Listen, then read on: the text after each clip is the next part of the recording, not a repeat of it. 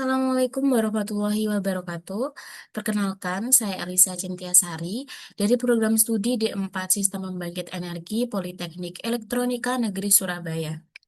Pada mata kuliah manajemen pemeliharaan ini, saya akan menjelaskan studi kasus maintenance pada heat exchanger, khususnya pada kondensor pembangkit. Namun sebelum itu, saya akan menjelaskan terlebih dahulu apa sih itu maintenance. Oke, jadi maintenance adalah sebuah kegiatan pemeliharaan di mana kegiatan pemeliharaan ini bertujuan untuk memperpanjang lifetime suatu komponen dan juga menghindari komponen tersebut dari kerusakan yang tidak terencana. Lalu, kapan perlu dilakukan maintenance? Jadi, maintenance dilakukan apabila reliability value suatu komponen telah mencapai 70% dari 100%. Oke, selanjutnya saya akan menjelaskan apa sih itu kondensor. Oke, basically kondensor adalah suatu komponen pembangkit yang dimana komponen ini digunakan untuk mengubah uap menjadi bentuk cair melalui sebuah proses, di mana proses ini disebut dengan kondensasi. Untuk prinsip kerja dari kondensor sendiri adalah uap buangan dari turbin akan masuk ke dalam sisi shell kondensor. Kemudian angin air pendingin yang biasanya berasal dari air laut atau air sungai akan masuk ke dalam pipa-pipa kondensor atau biasa disebut dengan tubeside. Kemudian panas dari uap tadi akan berpindah ke air pendingin. Dan juga uap tersebut akan berubah fasa menjadi cairan, yang dimana cairan ini itu disebut dengan air kondensat.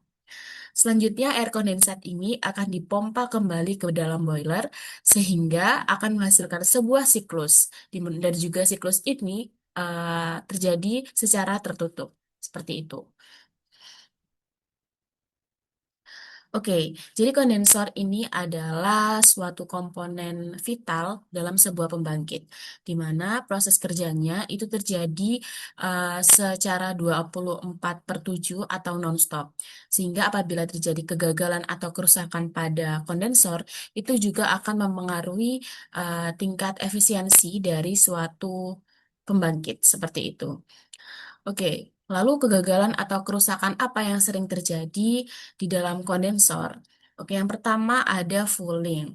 Di mana fouling ini biasanya terjadi endapan lumpur, pasir, atau kerang, seperti itu. Kemudian juga ada scaling. Scaling ini terjadi akibat adanya endapan mineral pada cupnya. Kemudian juga ada korosi, di mana korosi ini biasanya disebabkan karena suatu logam terkena dengan air laut, yang di mana air laut itu menghasilkan mineral, mengandung mineral, maaf. Kemudian juga ada tuplik atau kebocoran pipa dan juga vacuum loss atau hilangnya vakum di dalam kondensor. Biasanya kondisi vacuum loss ini terjadi ketika tekanan di dalam kondensor tersebut naik dan tidak lagi vakum. Oke. Selanjutnya adalah apa aja sih strategi maintenance yang dilakukan dalam komponen kondensor ini? Oke, di sini saya akan di sini terbagi atas 4 strategi, di mana strategi yang pertama adalah preventive maintenance atau PM, dan biasanya preventive maintenance ini dilakukan rutin sesuai jadwal sebagai upaya pencegahan, seperti itu. Dan untuk preventive maintenance ini dilakukan bisa dilakukan dengan secara harian, secara mingguan, secara bulanan, atau bahkan secara tahunan. Seperti itu. Kemudian metode atau strategi maintenance yang kedua ada predictive maintenance atau CBM, di mana CBM ini dilakukan ketika performa suatu komponen atau di sini yang saya maksud adalah kondensor itu turun.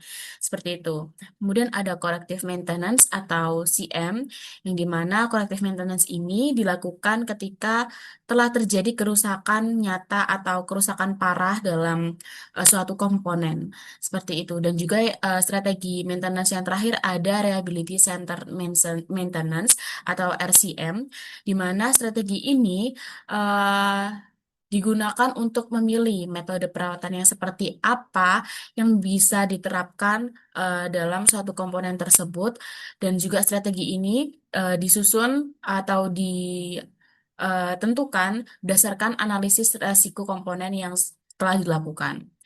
Kemudian contoh kegiatan dari eh, setiap metodenya, metode preventive maintenance, predictive maintenance, dan juga corrective maintenance, dan RCM itu apa aja dan seperti apa sih kegiatannya gitu. Oke, untuk PM sendiri, contoh kegiatannya itu seperti inspeksi harian, kemudian cek temperatur, dan juga pembersihan mekanis atau secara kimia. Kemudian juga untuk metode CBM, itu contoh kegiatannya bisa melakukan analisis kondensat atau air pendinginnya. Dan juga ada corrective maintenance, di mana contoh kegiatannya seperti tube plugging, tube replacement, welding repair, atau sealing vacuum leak. Terus yang terakhir ada Reliability Center Maintenance atau RCM.